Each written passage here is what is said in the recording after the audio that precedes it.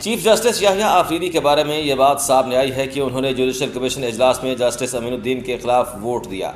اب اس پر بہت لے دے ہو رہی ہے کہ عدلیہ کا چیف جسٹس پر اعتماد نہیں، وہ کیسے آئینی بینچ کا سربراہ بن گیا۔ لیکن منصور علی خان اس کو کسی اور نظر سے دیکھتے ہیں۔ اپنے ویلاگ میں منصور علی خان نے سینئر کورٹ رپورٹر مطیع اللہ جان کے حوالے سے بتایا کہ انہوں نے جسٹس یحییٰ آفریدی کے مخالفت کو گونگنوؤں سے مٹی جھاڑنے سے تشبیہ دی ہے۔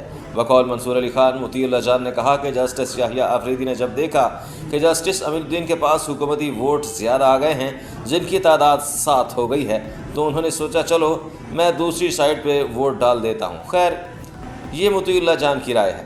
منصور علی خان نے بڑا انٹرسٹنگ پہلو بتایا کہ جو خط جسٹس منصور اور جسٹس منیب نے لکھا تھا چیف جسٹس کو کہ 26ویں آئینی ترمیم پر فل کورٹ اجلاس بجایا جائے، اس پر ایکشن کیوں نہیں لیا گیا؟ تو سینئر اینکر پرسن کے مطابق جسٹس یحییٰ جو خود 26ویں ترمیم سے چیف جسٹس بنے ہیں، وہ کیسے اپنے خلاف درخواست سنیں گے؟ یہ کیس اسی آئینی بینچ کو سننے دیں۔ اچھا، اس اینگل کے بعد منصور علی خان نے کہا کہ ان کو مطیع اللہ جان کی بات میں وزن نظر آتا ہے۔ منصور علی خان نے بتایا کہ پی ٹی آئی کے 2 ووٹرز اور جسٹس منصور نے جوڈیشل کمیشن اجلاس پر اعتراض اٹھایا تھا کہ 12 ممبرز کی موجودگی میں یہ اجلاس ہو ہی نہیں سکتا، مگر اس کو رد کر دیا گیا۔ اور جانتے ہیں اس کو رد کرنے والوں میں کون شامل تھا؟ جسٹس یحییٰ آفریدی اور جسٹس منیب۔ تو یہ کچھ بھی ہوا ہے جوڈیشل کمیشن اجلاس میں۔ آپ اس پر کیا سوچتے ہیں؟ ہمیں اپنی رائے دیجیے گا۔ امریکی الیکشن کے نتائج آنے کا سلسلہ جاری ہے، لیکن اعداد و شمار اور تجزیہ کاروں کے مطابق ڈونلڈ ٹرمپ لیڈ کر رہے ہیں۔ لیکن ووٹنگ سے پہلے تو کملا ہیرس مضبوط دکھائی دے رہی تھی، تو پھر یہ اچانک ہوا کیا؟ اس کی وجہ بتائی ہے عمران ریاض خان نے۔ یوٹیوبر عمران ریاض خان نے اپنے ولاگ میں بتایا کہ ٹرمپ کو زیادہ ووٹ کیوں مل رہے ہیں۔ دراصل ان کے مطابق ٹرمپ نے امریکہ میں اسٹیبلشمنٹ کو للکارا۔ انہوں نے برملا کہا کہ ہمارا مقابلہ اسٹیبلشمنٹ کے ساتھ ہے، اور ٹرمپ کے اینٹی اسٹیبلشمنٹ بیانیے کی وجہ سے ہی ان کو ووٹ پڑ رہے ہیں۔ عمران ریاض کے مطابق ٹرمپ کے زیادہ تر ووٹرز میں نوجوان شامل ہیں، لیکن ابھی حتمی نتائج نہیں آئے۔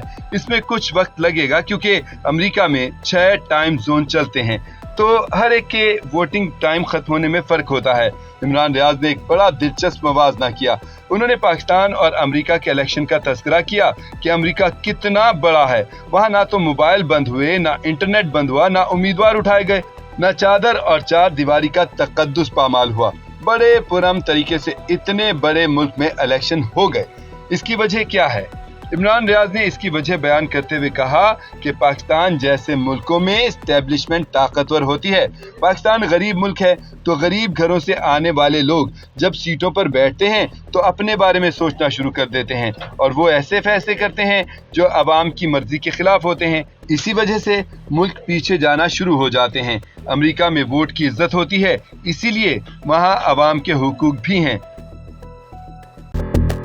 نہ انتخابی مہم میں اور نہ ہی وکٹری اسپیچ میں ڈونلڈ ٹرمپ نے عمران خان کا کہیں ذکر بھی نہیں کیا۔ ایسا کیوں؟ یہ سوال تحریک انصاف اور ان سے وابستہ لوگوں کو کھائے جا رہا ہے، کیونکہ پاکستان میں یہ بات زبان زد عام تھی کہ ٹرمپ آئیں گے تو عمران خان کی رہائی کے لیے راستے کھلیں گے، مگر ٹرمپ نے تو کہیں عمران خان کا ذکر بھی نہیں کیا۔ تو کہاں گئی وہ دوستی؟ آئیے اس راز سے بھی پردہ اٹھاتے ہیں۔ دیکھیں، سب سے پہلے تو یہ جان لیں کہ عمران خان سے متعلق ٹرمپ کی خاموشی کا مطلب یہ ہے کہ ابھی عمران خان ان کی ترجیحات کی فہرست میں شامل نہیں۔ ہاں، بعد میں ہو جائیں تو کچھ نہیں کہہ سکتے۔ حالانکہ ٹرمپ نے اپنی انتخابی مہم کے دوران بنگلہ دیش میں ہندوؤں اور دیگر مذہبی اقلیتوں کے ساتھ ناروا سلوک کی مذمت کی۔ وہ چاہتے تو پاکستان کے سیاسی حالات پر بھی بات کر سکتے تھے، مگر انہوں نے نہیں کی۔ پاکستان اور بیرون ملک تحریک انصاف کے حامیوں کو یہ امید تھی کہ ڈونلڈ ٹرمپ عمران خان کی حالت زار پر توجہ دلانے کے لیے کچھ نہ کچھ کریں گے، کم از کم ایک پوسٹ ہی صحیح۔ تو جب ایسا نہ ہوا، پھر سوال آیا اس دوستی پر جس کے بارے میں بہت باتیں ہو رہی تھیں۔ تو جناب یہ جان لیں کہ ڈونلڈ ٹرمپ صدر تھے تو انہوں نے اس وقت کے وزیر اعظم پاکستان عمران خان سے کئی بار ملاقات کی اور انہیں ایک اچھا دوست کہا، لیکن یہ دوستی ذاتی نوعیت کی نہیں تھی۔ دراصل اس کے پیچھے افغانستان سے امریکی انخلاء کے عمل کو شروع کرنے کے لیے طالبان کے ساتھ ملاقاتوں میں مدد فراہم کرنے کا عنصر تھا۔ लेकिन ये एक अंदाजा है। ऐन मुमकिन है व्हाइट हाउस में बैठने के बाद ट्रंप इमरान खान के हवाले से कोई बयान दें या कोशिश करें। वैसे आप इसके बारे में क्या राय रखते हैं?